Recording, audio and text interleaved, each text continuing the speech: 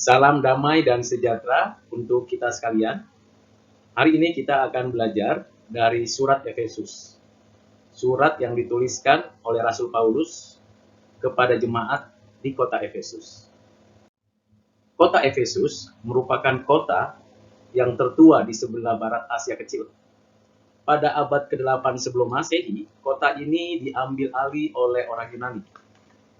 Kota ini memiliki jalur transportasi ke seluruh pedalaman Asia. Kota Efesus terkenal dengan kuil Dewi Artemis yang dibangun pada tahun 356 sebelum Masehi. Kira-kira pada abad ke-4 sebelum Masehi. Kuil ini akhirnya diganti lebih besar. Kuil Dewi Artemis merupakan salah satu keajaiban dunia, disembah oleh berbagai bangsa yang datang ke kota ini. Kita dapat melihat dan membacanya dari Kisah Para Rasul pasal 19 ayat 35. Mari kita dengarkan isi dari Kisah Para Rasul pasal 19 ayat 35. Demikianlah firman Tuhan. Akan tetapi, Panitera, kota menenangkan orang banyak itu dan berkata, "Hai orang Efesus, siapakah di dunia ini yang tidak tahu bahwa kota Efesuslah yang memelihara baik kuil Dewi Artemis yang maha besar maupun patungnya yang turun dari langit." Ini memberikan kepada kita pengertian bahwa memang di kota itu ada kuil Dewi Artemis.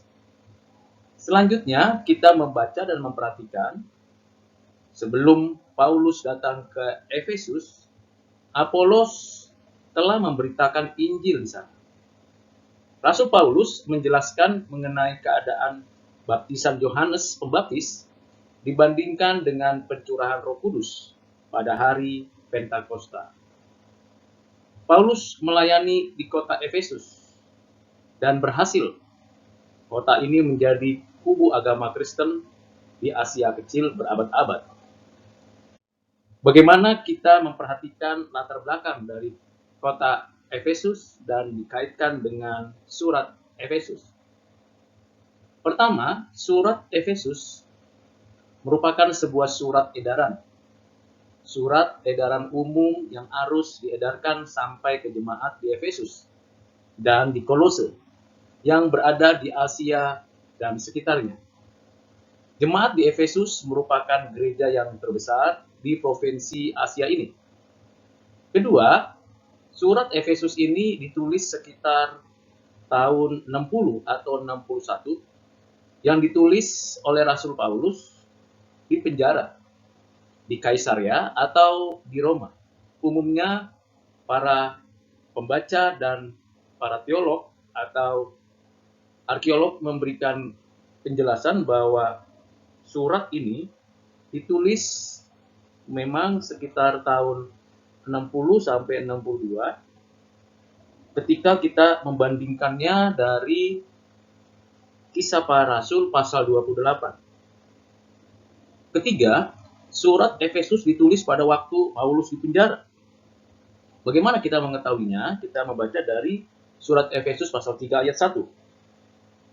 Dituliskan demikian, itulah sebabnya aku ini, Paulus, orang yang dipenjarakan karena Kristus Yesus, untuk kamu orang-orang yang tidak mengenal Allah. Keempat, surat ini dibawa oleh Tikhikus dan Onesimus. Kita bisa memperhatikannya di dalam Efesus pasal 6 ayat 21. Supaya kamu juga mengetahui keadaan dan ihwalku, maka Tikhikus, saudara kita yang kekasih dan pelayan yang setia di dalam Tuhan, akan memberitahukan semuanya itu kepadamu. Bisa juga kita rujuk dari Kolose pasal yang keempat, ayat 7 sampai dengan ayat yang ke-9. Serta Kisah Para Rasul pasal 2 ayat 4 dan Kolose 4 ayat 10.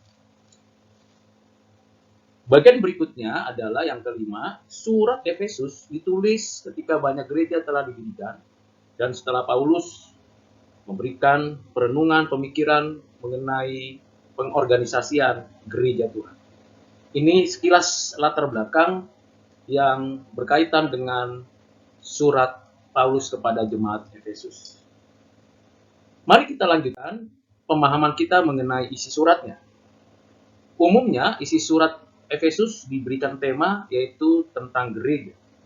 Gereja yang dimaksud adalah persekutuan orang percaya dengan Kristus yang menyatakan dan memproklamasikan kematian dan kebangkitannya. Gereja yang dimaksud adalah gereja di dalam Kristus, di mana tubuh Kristus adalah gerejanya dan Kristus adalah kepalanya. Itu dapat kita lihat dan perhatikan di dalam isi daripada surat ini. Dan tentulah kita dapat mempelajarinya satu demi satu ayat menjelaskan tentang isi dari surat Efesus ini yang berkaitan dengan gereja. Surat Efesus untuk orang-orang utama dan politik. Itu pemikiran yang pertama yang disampaikan oleh para ahli.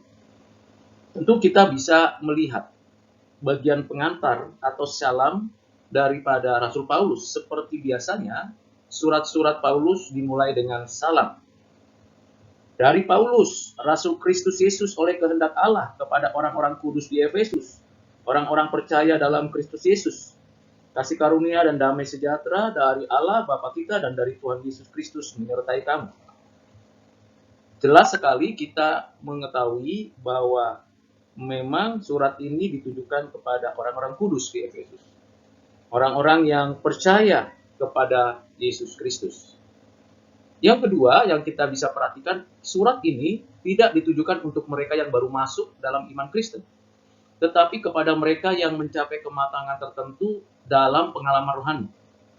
Mengapa demikian? Karena ini memberikan kepada kita suatu pengajaran yang berkaitan dengan keberlanjutan pengertian akan siapa kita. Orang-orang yang sudah ada di dalam Kristus. Orang-orang yang percaya di dalam kebenaran Kristus. Dan tentulah merupakan sebuah penghiburan sekaligus pernyataan ketegasan iman bahwa orang-orang Efesus adalah orang-orang pilihan berdasarkan ketetapan Allah dan mengalami serta menikmati hidup yang sudah ditebus, sudah dibaharui, dan mencapai pertumbuhan iman yang dewasa. Ketiga, surat Efesus mempunyai tujuan yaitu pendirian gereja atau eksistensi gereja di dalam konteks pada abad pertama itu dapat terlihat di dalam pasal 1 ayat 4, 5, 9, 11, 13, dan 20, pasal 2 ayat 4, 6, dan 10, pasal 3 ayat 11, dalam ruang lingkup kegiatan orang-orang percaya. Mari kita lihat salah satu bagiannya. Di dalam surat Efesus pasal 1 ayat 4, dituliskan sebab di dalam Dia, Allah telah memilih kita sebelum dunia dijadikan, supaya kita kudus dan tak bercacat di hadapannya. Dalam kasih, Ia telah menentukan kita dari semula oleh Yesus Kristus untuk menjadi anak-anaknya, sesuai dengan kerelaan kehendaknya. Kemudian kita lihat misalnya di dalam pasal 2 ayat 4 dituliskan demikian. Tetapi Allah yang kaya dengan rahmat, oleh karena kasih-Nya yang besar yang dilimpahkannya kepada kita, dan di dalam Kristus Yesus Ia telah membangkitkan kita juga dan memberikan tempat bersama-sama dengan Dia di surga. Dengan demikian kita bisa tahu pengertian yang mendasar dan mendalam berkaitan dengan tujuan daripada surat ini, yaitu untuk menghibur, menguatkan, meneguhkan keberadaan gereja yang telah ditetapkan Tuhan, yang telah dinyatakan kasih-Nya di dalam dan melalui Kristus, yang diadopsi menjadi anak-anak Allah, yang mengalami dan menikmati penebusan di dalam karya-Nya yang sempurna. Yang keempat, surat Paulus ini merupakan penggerak kehidupan gereja yang dikerjakan oleh Roh Kudus. Dan Roh Kuduslah yang menjadi jaminan, meterai, dan yang memimpin dari kehidupan bergereja. Kita dapat baca dari satu bagian penting di dalam Efesus pasal 1 ayat 13. Di dalam Dia kamu juga, karena kamu telah mendengar firman kebenaran, yaitu Injil keselamatanmu, di dalam Dia kamu juga ketika kamu percaya dimeteraikan dengan Roh Kudus yang dijanjikannya itu.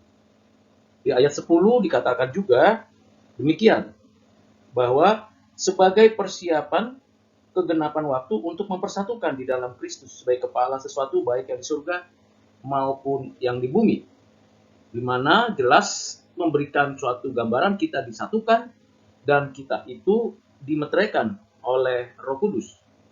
Di dalam pasal 3 ayat 5 dijelaskan dan dituliskan demikian, yang pada zaman angkatan-angkatan dahulu tidak diberitakan kepada anak-anak manusia, tetapi yang sekarang dinyatakan di dalam Roh kepada rasul-rasul dan nabi-nabinya yang kudus. Penggerak kehidupan gereja adalah Roh Kudus, bukan kemampuan dan pengalaman manusia. Berikutnya ialah bahwa dalam surat Efesus ini kita mendapatkan pengertian bahwa pemberian naskah dari surat ini dilakukan untuk saling mengikuti secara logis keselamatan dan penerapan praktisnya. Apa yang diajarkan, apa yang dituliskan, ada penerapan praktisnya. Bukan hanya ortodoksinya atau ortopatosnya saja, tetapi juga ortopraksisnya. Dogma atau doktrin, hati yang percaya, serta hidup yang dibaharui, hidup yang menunjukkan diri sebagai manusia baru, sebagai anak-anak terang, yang setia dan taat di dalam Kristus untuk tetap menang menghadapi tipu daya si jahat. Selanjutnya kita mau mempelajari bagian-bagian yang lain yang perlu kita telusuri untuk mengerti keutuhannya. Kita lihat iktisarnya, pembukaan. Itu seperti yang saya sudah katakan, dimulai dengan kata salam. Salam ini dinyatakan oleh Rasul Paulus, dan Rasul Paulus dengan tegas memberikan kepada kita pengertian bahwa dia adalah Rasul Kristus. Rasul Kristus berdasarkan kehendak Allah kepada orang-orang Efesus. Ia memperkenalkan dirinya sebagai Rasul yang berdasarkan kehendak Allah, bukan berdasarkan kemauannya atau hasil penunjukan manusia atau karena pengetahuannya. Tentu tidak. Atau gelar akademisnya. Kita tahu bahwa Rasul Paulus seorang teolog, seorang pemikir, tetapi kerasulannya bukan berdasarkan kemampuan akademisnya, tapi berdasarkan kehendak Allah. Dan kita mengerti kalau berbicara kehendak Allah berarti ada penetapan yang sudah diaktualisasi dalam diri Paulus. Dan di dalam bagian ini, bagian salam ini, kita tahu bahwa ada pernyataan kasih karunia dan damai sejahtera. Ini menjadi identik dari apa yang dituliskan oleh Rasul Paulus, baik dalam suratnya kepada jemaat di Efesus maupun kepada jemaat yang lainnya. Bagian yang kedua adalah kekuatan gereja dinyatakan, di mana ada suatu penghiburan, suatu pernyataan pengertian, dan pemahaman identitas daripada gereja. Di mana kita bersyukur kepada Tuhan bahwa yang dimaksud dengan gereja bukan hanya terlihat secara fisik, organisasi, atau institusi kelembagaan, tetapi ini berkaitan dengan ketetapan Allah. Gereja telah ditetapkan Allah sebelum segala sesuatu ada, sebelum segala sesuatu diciptakan. Karena itu, ini merupakan sebuah pernyataan iman yang meneguhkan, yang menghibur, sekaligus memberikan suatu kesadaran bahwa gereja bukan buatan manusia, bukan hasil dari kesepakatan orang-orang beragama. Gereja adalah pembuatan atau hasil atau penyataan aktualisasi daripada ketetapan Allah. Dapat kita lihat dari apa yang ditulis pada pasal yang pertama, ayat 4 sampai dengan 14. Hal yang kita lihat di ayat 4 dinyatakan bahwa di dalam Dia Allah telah memilih kita sebelum dunia dijadikan, supaya kita kudus tak bercacat. Artinya, gereja itu telah ditetapkan, dipilih di dalam kekekalan, di dalam Kristus. Dan pada konteks seperti itu, pada prinsip dasar seperti itu, gereja kudus tak bercacat. Karena tentulah kita sadar dan tahu bahwa di dalam Kristus, di hadapan Allah, segala sesuatu adalah kudus, tak bercacat. Kedua, di ayat 5 dikatakan bahwa Allah di dalam kasih-Nya telah menentukan gereja di dalam Kristus, menjadikan gereja anak-anaknya, anak-anak Allah.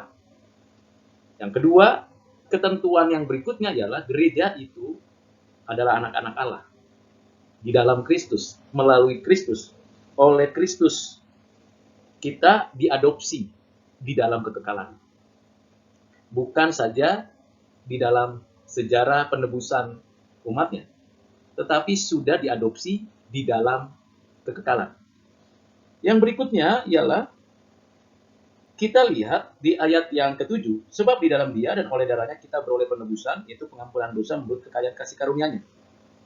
Ini memberikan kepada kita suatu keadaan kita yang menikmati, mengalami penebusan di dalam darahnya, penebusan yang menjadikan kita menerima pengampunan, penebusan yang mana kita bisa diterima berdasarkan apa penebusan itu, berdasarkan apa pengampunan itu, kekayaan kasih karunia-Nya. Bagian ini memberikan kepada kita pengertian bahwa gereja itu ada di dalam kekayaan kasih karunia. Grace alone. Bagian pertama masih ingat, itu berbicara tentang penetapan Allah. Bagian kedua berbicara tentang pengadopsian gereja di dalam kekekalan sebagai anak-anaknya.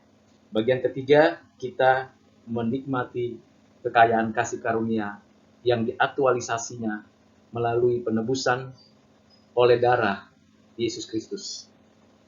Dan tentunya kita bisa menyaksikan bagaimana gereja itu adalah tubuh dan kita, gerejanya adalah tubuh yang disatukan di dalam Kristus sebagai kepala. Ada hubungan kepala dan tubuh. Dan Kristuslah kepala gereja. Bukan hamba Tuhan, bukan pemimpin institusi gereja yang mungkin ada dan masih ada sampai saat ini, tetapi kepala gereja adalah Kristus. Kemudian yang menjadi hal penting lagi adalah bagaimana gereja mendapatkan materai dan jaminan dari Roh Kudus. Dengan demikian, kita tahu kekuatan gereja yang meneguhkan iman, yang menghibur gereja, dan yang memberikan suatu status yang sungguh mulia. Penetapan Allah, pengadopsian kita, dan tentunya pemenuhan kasih karunia dalam hidup kita, Kristus sebagai kepala, dan jaminannya adalah Roh Kudus. Lengkap sudah karya Bapa, Anak, yaitu Tuhan Yesus Kristus, dan Roh Kudus di dalam dan melalui gereja, di mana gereja milik kepunyaannya. Berikutnya yang kita ingin perhatikan adalah bagian ketiga, kesadaran bahwa kita adalah gereja. Di dalam Efesus pasal 1 ayat 15 sampai 23 memberikan kepada kita suatu tanggung jawab, suatu keadaan yang sangat spiritual, di mana kita sudah sewajarnya di dalam iman kepada Kristus dan di dalam kasih terhadap sesama, kita selalu punya keinginan, kehendak, kemauan untuk berdoa. Berdoa kepada Allah di dalam nama Tuhan Yesus Kristus. Berdoa di bawah pimpinan dan bimbingan Roh Kudus. Ketika kita berdoa, ketika kita menyampaikan firman, Ketika kita melakukan apa saja, kita harus ingat, kita harus perhatikan doa-doa kita ditujukan kepada Allah Bapa kita, di mana kita anak-anaknya, Tuhan Yesus Kristus, pengantara dan kepala gereja kita, dan Roh Kudus yang memberikan hikmat, kekuatan, dan kata-kata yang tepat di dalam penyampaian doa-doa kita. Dan tentulah kita menyampaikan itu dengan sungguh-sungguh dan meletakkan semuanya itu di bawah kaki Kristus. Di dalam ayat 23 ada penekanan yang sangat penting tentang diri kita, jemaat yang adalah tubuhnya, yaitu kepenuhan Kristus yang memenuhi semua dan segala sesuatu. Kita di dalam Kristus, kita jemaat adalah tubuh Kristus, di mana seluruhnya dipenuhi dan segala yang ada dipenuhi oleh Kristus. Bagian yang keempat adalah pembentukan gereja. Jadi di sini ada sebuah peralihan. Dulu sudah mati karena dosa, sekarang hidup karena kasih karunia, rahmat, belas kasihan dari Allah. Kita baca dari Efesus pasal 2, ayat 1 dan ayat 4. Untuk memberikan kepada kita pengertian tentang yang namanya keadaan kita yang dibentuk, diberikan hidup yang baru, berdasarkan anugerah, berdasarkan belas kasihan, dan kita dikaruniakan iman sebagai sarana untuk kita percaya. Di ayat 8 dan 9 ditegaskan, sebab karena kasih karunia kamu diselamatkan melalui iman. Itu bukan hasil usahamu, tetapi pemberian Allah. Itu bukan hasil pekerjaanmu. Jangan ada orang yang memegahkan diri. Bagian kelima ialah kerukunan gereja. Jadi gereja dalam satu kesatuan tubuh Kristus, di dalam pasal 2 ayat 11 sampai 22, Rasul Paulus mengingatkan bahwa kita dulu itu adalah orang-orang yang terpisah, dipisahkan karena perbedaan etnis, perbedaan tempat tinggal, perbedaan bermacam-macam yang membuat kita berseteru, bahkan kita berbeda, bahkan kita pemberontak, bahkan kita berbeda di dalam ibadah dan sebagainya. Tetapi di dalam Kristus, karena kita gereja, maka kita disatukan. Baik orang Yunani, Yahudi, pejabat, orang biasa, atau siapapun kita disatukan. Di dalam Kristus perlu adanya kerukunan. Kerukunan ini maksudnya di dalam keberbedaan itu kita saling mengasihi, saling memberikan respek dan menghargai, karena sama-sama anggota tubuh Kristus, sama-sama warga kerajaan surga. Bukan lagi warga Israel atau warga Roma, bukan lagi orang Yahudi atau orang non-Yahudi, tetapi warga kerajaan surga, gereja. Itu sebabnya di dalam ayat yang ke-15, Efesus pasal 2 dituliskan, sebab dengan matinya sebagai manusia, ia telah membatalkan hukum Taurat dengan segala perintah dan ketentuannya untuk menciptakan keduanya menjadi satu manusia baru di dalam dirinya. Dan dengan demikian, mengadakan damai sejahtera. Ada perdamaian. Kita berdamai dengan Tuhan. Kita berdamai dengan diri kita. Kita berdamai dengan sesama kita. Kita berdamai karena kita di dalam Kristus. Kita mampu menikmati damai itu karena kita ada di dalam Kristus. Dan karena oleh Kristuslah kita kedua belah pihak dalam satu roh beroleh jalan masuk kepada Bapa. Ini lagi-lagi memberikan kepada kita pengertian bahwa kita di dalam Kristus disatukan oleh Roh Kudus. Roh Kudus mempersatukan kita dan seluruh karya Kristus disatukan dengan kita, diimputasikannya kita, disatukannya kita di dalam Kristus, dalam kematiannya, kebangkitannya, hidupnya, dan kita di dalam Kristus itulah dipimpin, diarahkan, di dalam kesatuan mistis itu kita berjumpa, menyatakan panggilan kita kepada Allah dengan panggilan Bapa. Di dalam Efesus pasal 2 ayat 18 ini memberikan kepada kita suatu hal yang penting berkaitan dengan kita ada di dalam Kristus oleh Roh Kudus untuk memuji menyembah Allah Bapa kita. Selanjutnya di dalam kehidupan kita sebagai gereja, maka kita tahu, kita menyadari panggilan gereja. Panggilan gereja bukan hanya sebagai anggota gereja, anggota keluarga Allah yang berasal dari berbagai etnis, latar belakang dan sebagainya, tetapi kita dipanggil untuk menyelenggarakan kasih karunia Allah yang dipercayakan kepada kita untuk menyatakan kebenaran Allah, menyatakan berita Injil, menyatakan rahasia yang ada di dalam keadaan ketetapan Allah.